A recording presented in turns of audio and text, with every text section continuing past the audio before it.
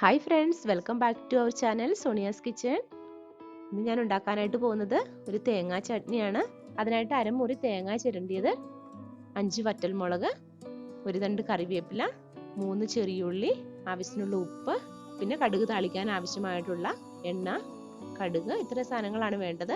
അപ്പോൾ ആദ്യമേ ഇതൊക്കെ ഒന്ന് വറുത്തെടുക്കണം. അതിനായിട്ട് പാൻ ചൂടായിട്ടുണ്ട്. പാനിലേക്ക് ഈ വറ്റൽമുളകും ചെറിയുള്ളിയും എല്ലാം കൂടി ചേർത്ത് കൊടുക്കാം. ഈ വറ്റൽമുളകൊക്കെ ഒന്ന് ചെറുതായിട്ട് ചൂടായി വരുമ്പോഴേക്കും തേങ്ങയും കറിവേപ്പിലയും കൂടി ഇട്ട് കൊടുക്കാം. എൻ്റെ ഈ വീഡിയോസൊക്കെ കാണുന്ന നിങ്ങൾ എൻ്റെ ചാനൽ ഇതുവരെ സബ്സ്ക്രൈബ് ചെയ്തിട്ടില്ല എന്നുണ്ടെങ്കിൽ ചാനൽ സബ്സ്ക്രൈബ് ചെയ്യണം. അതോടൊപ്പം കാണുന്ന ബെല്ലൈക്കോണിലും ക്ലിക്ക് ചെയ്യണം. എങ്കിലേ ഞാൻ അപ്ലോഡ് ചെയ്യുന്ന വീഡിയോസൊക്കെ നിങ്ങൾക്ക് അപ്പോൾ തന്നെ ഇൻഫർമേഷൻ കിട്ടാനും കാണാനും സാധിക്കത്തുള്ളൂ. അപ്പോൾ ഈ തേങ്ങയും ഇതെല്ലാം കൂടി ഒന്ന് ചൂടാക്കി എടുക്കണം നന്നായിട്ട്. ഒരുപാട് അങ്ങ് ഫ്രൈ ആവണ്ട, എങ്കിലും അതിൻ്റെ ആ ഒരു പച്ചമണം ഒന്ന് മാറി വരണം തേങ്ങയുടെയൊക്കെ.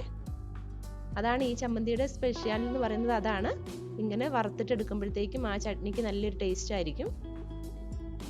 അപ്പോൾ ഇതൊക്കെ ചെറുതായിട്ടൊന്ന് കളർ ചേഞ്ച് ആയി വന്നിട്ടുണ്ട്. ഇത്രയും ആയാൽ മതി.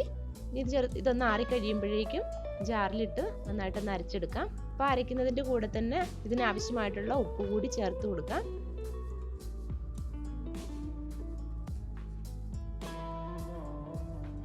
അര ഗ്ലാസോളം വെള്ളം ഒഴിച്ചിട്ടാണ് ഇത് അരയ്ക്കുന്നത്. അപ്പം ഇത് അരച്ച് മാറ്റി വെച്ചിരിക്കുകയാണ്. ഇനി ഇത് കടുക് താളിക്കാനായിട്ട് തുടങ്ങാം.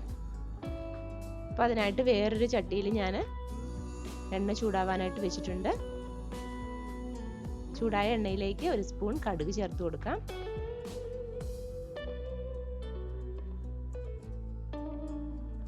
ഇതിലേക്ക് കുറച്ചുകൂടി കറിവേപ്പില ഇട്ട് കൊടുക്കാം.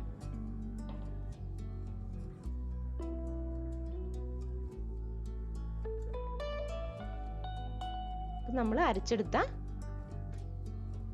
ഈ കൂട്ട് ഇതിലേക്ക് ഒഴിച്ചു കൊടുക്കാം.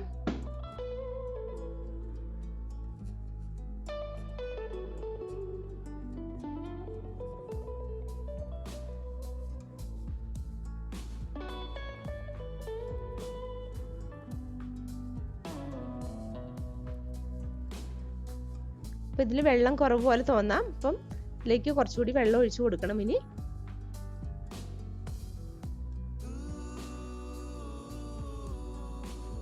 ഇതെല്ലാം ഒന്ന് തിളച്ച് വരുന്നോടം വരെ വെയിറ്റ് ചെയ്യാം.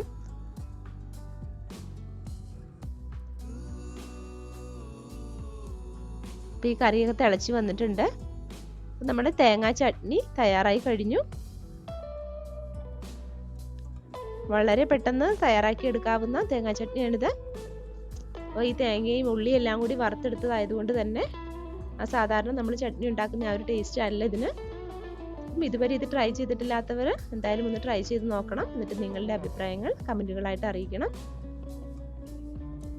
അതുപോലെ നിങ്ങൾക്ക് ഇഷ്ടമായിട്ടുണ്ടെങ്കിൽ ലൈക്ക് ചെയ്യാനും ഷെയർ ചെയ്യാനും മറക്കരുത്. ഇനി ഇത് ഫ്ലെയിം ഓഫ് ചെയ്ത് സെർവിങ് പ്ലേറ്റിലേക്ക് മാറ്റാം.